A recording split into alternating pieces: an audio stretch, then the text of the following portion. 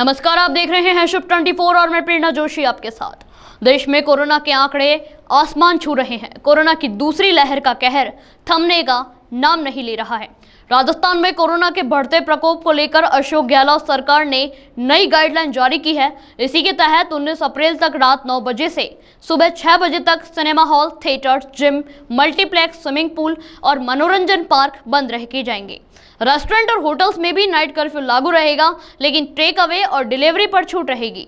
शादियों में सिर्फ 100 लोगों की अनुमति रहेगी और साथ ही बाहर से आने वाले यात्रियों को नेगेटिव रिपोर्ट्स भी देनी होगी।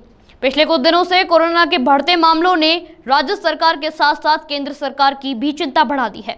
कई राज्यों में हालात बेकाबू हो रहे हैं। वहीं देश में कोरोना के बढ़ते मामलों में भी अब तक के सभी रिकॉर्ड्स को तोड़कर 1 लाख का आंकड़ा पार कर लिया है।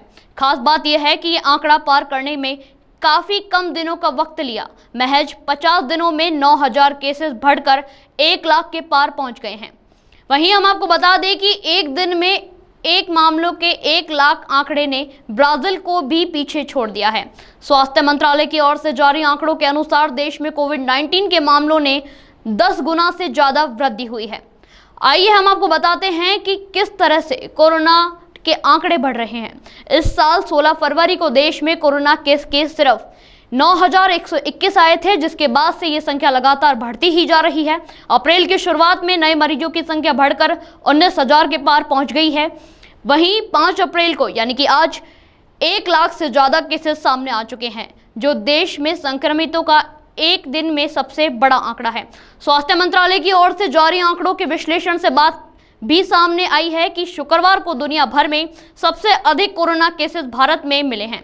वहीं हम आपको बता दें कि आपकी जानकारी के लिए भारत ने नए मरीजों की मामलों में सबसे अधिक प्रभावित अमेरिका को भी पीछे छोड़ दिया है।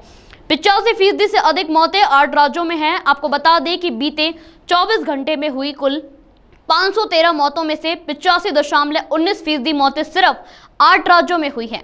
उन राज्यों में मौतों के आंकड़ों की अगर हम बात करें तो महाराष्ट्र में 277, पंजाब में 4, छत्तीसगढ़ में 36, कर्नाटका में 19, मध्य प्रदेश में 5, तमिलनाडु में 14, उत्तर प्रदेश में 14, गुजरात में 13, वहीं 14 राज्यों एवं केंद्र शासित प्रदेशों में कोई मौत दर्ज नहीं की गई है।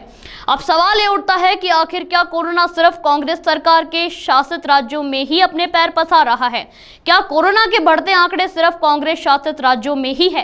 क्या भाजपा सरकार अपने राज्यों के आंकड़े छुपा रही है, या फिर क्या वास्तव में भाजपा का अपने राज्य पर कोरोना की बढ़ते आंकड़ों पर नियंत्रण है, या फिर कांग्रेस सरकार अपने राज्यों में कोरोना के बढ़ते आंकड़ों को नियंत्रित नहीं कर पा रही है?